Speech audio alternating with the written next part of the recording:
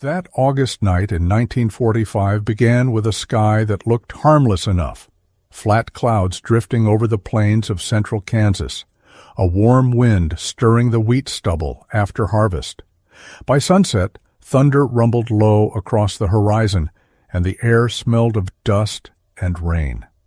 On a small farm outside Salina, an American farmer named Walter Hayes tightened the latch on his chicken coop, listening to the first heavy drops strike the tin roof.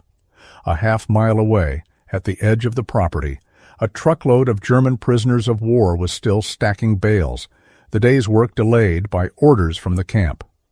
The guard, a corporal barely out of high school, shouted something against the wind and motioned for them to hurry. Lightning split the dark beyond the fields. Walter turned up the lantern in his barn, watching the men through the open door.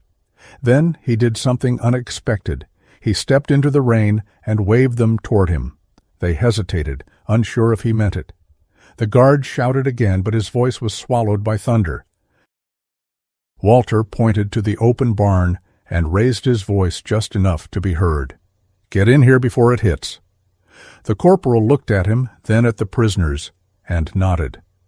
Within minutes, the Germans filed in, wet boots squelching against the packed dirt floor, the smell of hay and oil wrapping around them. Walter hung his slicker on a peg, said nothing, and went to close the barn doors. He left one slightly ajar. The storm came full force then, wind howling through the cracks, rain slashing sideways. In that moment, the barn became something else, a refuge shared between supposed enemies without permission or rule book. By lantern light, the scene was ordinary and strange at once. The prisoners, young men who had spent years in uniform, sat on hay bales, quiet and shivering. Walter poured coffee from a dented pot into chipped enamel cups. The corporal accepted one with a nod, unsure if this was against regulation. Lightning flashed again, revealing faces that might have belonged to any Kansas farmhand, tired, sunburned, polite. For a while, no one spoke. The thunder drowned every attempt at conversation, and the only sound inside was the drip of rain from hats and sleeves. When the storm eased, Walter set down the coffee pot and began mending a broken harness strap, the way farmers do when waiting for weather to pass. The Germans watched. One of them gestured for the needle and thread. Walter handed it over. That simple exchange broke the silence. The prisoner's fingers were quick, practiced. He tied the leather neatly, passed it back, and murmured a single word, "Gut." Walter nodded. The corporal, leaning against a post, looked from one to the other, realizing how little separated them. Outside, the fields glistened in the flicker of lightning, the barbed wire beyond the road barely visible. The barn was warm, dry, unguarded. Yet no one moved toward the door. When the rain slowed to a steady patter, Walter went to check his livestock. The corporal followed, unsure if he should. The prisoners stayed seated, waiting. Walter came back with a lantern, set it by the open door, and looked out into the dark. "Gate'll be mud by morning," he said to no one in particular. The corporal nodded. He half expected Walter to order the prisoners back to the truck. Instead, the farmer kicked some hay toward the corner. "You can bed down here till first light," he said almost quietly. The corporal hesitated, then said, "Sir, I can't." Walter cut him off with a small wave. "You can." They've had enough rain. No one recorded that night officially. The guard didn't write it in his report, and Walter never spoke of it afterward, not even to his wife. But by dawn, when the truck returned to the camp, something had shifted. The German men climbed aboard silently, nodding toward the farmer before they left. One of them, the one who had mended the harness, placed a small wooden carving on the barn ledge, a horse whittled from scrap pine. Walter found it later that morning when he came to feed the cows. He turned it over in his hand, looked toward the fence line where the truck had gone, and set it back on the beam. That week, word spread quietly among nearby farms. Some said Hayes had gone soft, others that he'd simply done what any man should do when a storm hits. The camp command never investigated.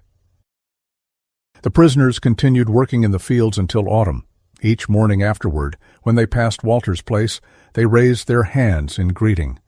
He always lifted his hat in return. No words, no orders, just that. By September, the war had ended. The prisoners were preparing for repatriation, gathering small keepsakes and folding their issued clothes neatly. On their last day in Kansas, the same corporal who had guarded them drove out to Hayes's farm alone. He carried a note written in careful English, signed by 6 of the POWs. Walter read it once, then folded it into his pocket without comment. The corporal saluted him before driving off. Later that evening, Walter walked to the barn, lit the lantern, and looked again at the carving on the beam. The air was still. He set the wooden horse on a shelf near the harness they had repaired together, both gathering dust now. Then he closed the barn door halfway, leaving the latch loose, just as he had that stormy night. By late autumn, the leaves had turned brittle, and the nights came early. Walter still rose before dawn, as farmers do, checking his fences and his stock, the rhythm unchanged by the war's slow ending. The POW camp down the road grew quieter each week. Trucks came and went less often. Some of the men were gone already, shipped east toward ships that would take them home. When Walter passed the fence line at midday, he sometimes saw them in smaller groups, still working the last of the harvest. They waved. He waved back. It had become habit by then, a motion without thought, the kind born of steady days. One evening, just before the first frost, Walter's wife Clara mentioned the storm night for the first time. She was shelling peas at the kitchen table when she asked, without looking up, "You ever tell anyone about that night in the barn?" Walter shook his head. "Nothing to tell," he said. She smiled faintly, knowing that was his way of closing a door. She'd heard the rain that night, the rumble of trucks later, the quiet the next morning. She'd also found muddy footprints by the pump and a cup left on the windowsill. She let it rest there a few days before washing it clean. December brought news that the camp would close by year's end. The guards were restless, counting the days until they could head home themselves. The corporal, whose name was Jenkins, stopped by the farm one afternoon to return a borrowed wrench. He seemed older somehow, though barely 20. Walter offered him coffee in the kitchen. They sat in near silence, the clock ticking on the wall, the stove hissing softly. Jenkins finally said, "They'll be gone by Christmas." Walter nodded. "Good for them." Jenkins hesitated, then added, "Good for us too, I guess." Walter didn't answer right away. "Maybe," he said finally, "but quiet takes some getting used to." That winter, Walter worked the fields alone again. The men who had once picked weeds and stacked hay were now faces in memory, their presence marked only by small things left behind. A hand-carved spoon in the tool shed, initials scratched into a fence post, a boot print hardened in the clay near the gate. He didn't clean them away. In the evenings he'd light the barn lantern and tend to chores in its yellow glow, pausing sometimes to glance at the carving of the horse still perched above the stall. The wood had darkened a little, the edges worn smooth by dusting. It looked almost alive in the shifting light.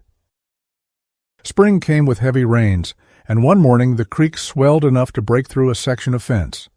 Walter rode out to mend it. As he worked, he thought of the storm that night the year before. The faces, the quiet, the way the lightning had framed them all in the same fragile moment. He realized then that what stayed with him wasn't the storm, or even the act of opening the barn door. It was the stillness that followed, the absence of fear. The memory had settled into him like a season that never fully ended.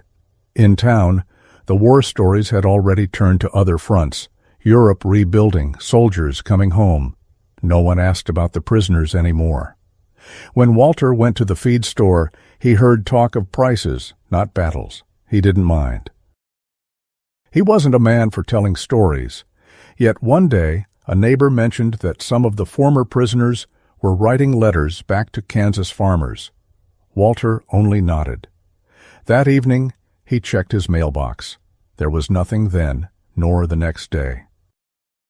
But in early June, an envelope arrived with a foreign stamp. Inside was a short note, written in a careful hand. It thanked him for the barn, for the kindness, for the space that had smelled like home. There was no signature, only the carved outline of a small horse drawn in pencil at the bottom. Walter read it at the kitchen table. He folded it slowly and slid it into the same pocket where the first note from the corporal had rested months before. Clara asked what it was. "Just a letter," he said. "From over there." He didn't say more. That night, before turning in, he went out to the barn. The air was thick with summer again. He touched the carving on the beam, tracing the small ridges with his thumb. Outside, the wind moved through the fields, soft as breath. He left the lantern burning low and walked back to the house, the barn door once again half closed, the latch loose as always. Years passed. The barn weathered, boards silvered with age, the roof patched twice. New hands came to help during harvest, young men who'd never known the war except through their father's talk. Sometimes they asked about the little horse on the beam. Walter would glance at it and say, "Just something someone made one rainy night." He'd leave it there at that. Yet every year before the first thunderstorm, he'd check the hinges and oil the latch, making sure the door could open smooth if it ever needed to. By the time Walter was an old man, the story had faded into something almost like rumor. The POW camp was long gone, its land turned back into pasture. But on certain nights, when lightning rolled across the plains, the neighbors swore they saw a faint glow from his barn, like a lantern left burning for someone who might still be walking in the rain.